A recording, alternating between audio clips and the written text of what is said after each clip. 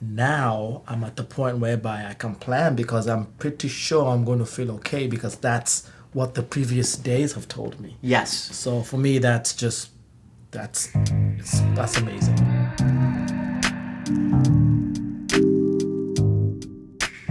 Hi, I'm Dr. Brian Hutchison, and you may already know Don from a video that we filmed in November. And Don is back with us here in March, and he's taken that trip that we were talking about, being really hopeful that it would go well for him, back home to visit his family and friends in Kenya. And Don, how did that trip go in December? Trip was fantastic. We were hoping that we wouldn't get any flare-ups, which we didn't know because I was the first time traveling out of the country for an extended period of time without having the monitoring going on. So glad to report that that went really well. Pretty much no flare-ups the entire time, and it's amazing. That is just great to hear. Yep. So we got Don on his trip back to visit family and friends for a month. You were doing great. You've been doing great. You said that now here we are in March and we haven't seen you since November. Right. And that your average daily symptoms is around It's around a 2.5. 2.5. In fact, there's some days where it's not there. So before I started coming here, there would be days when you would get up, and not days, it was every day where you would get up and your baseline was a 6 or a 7 out of a 10, where you get up and you know you're going to have a horrible day. Yeah. Period. Now it's like even that 2, to be honest, is just barely. On some days you'll feel it, but typically you get up and that's not the first thing you think about. One of the things, Don, that you shared with me earlier that I thought was great was you're now able to fully plan your day because you're feeling so well. Before, you were avoiding so many activities because you felt the list. If you want to watch the full list, watch the last video we did with Don a few months ago. But I mean, he had almost every one of these neurologic symptoms: brain fog, tachycardia, feeling like depersonalization, feeling not himself, anxiety, head pressure, head pain, light sensitivity. What else did I miss? But Tinnitus. yeah. Yeah, I mean, like And every single one of those things was present, and I had mentioned to Anthony before here as well. Is the biggest one is just the one that would debilitate you completely is the head fog and the head pressure. Got it. And that was the one that would make you not want to plan anything because you didn't know how you'd feel day to day. Yeah.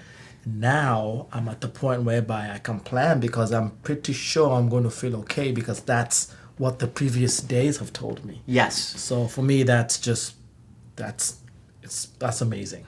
We did some venous testing today and saw that there was better drainage of your main highway of blood out of your brain, which is your internal jugular vein. Mm-hmm. When we put you in the weight setup, we just fine-tuned it today, and you can also see that your curve is in a beautiful position and your veins are open really well when you're wearing this new weight setup. So we feel like this is going to take you from that average of a 2 to a 2.5 a day, hopefully down to a 1, or even hopefully where your symptoms are no longer there.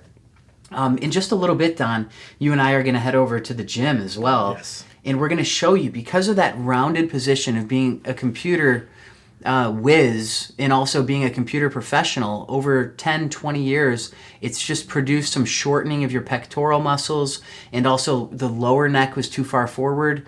So we're going to show you a couple of specific exercises that you can do, which are really going to elongate and open up your pectoral muscle. It's going to help you to keep that drainage of your internal jugular vein. And this has been a remarkable success story.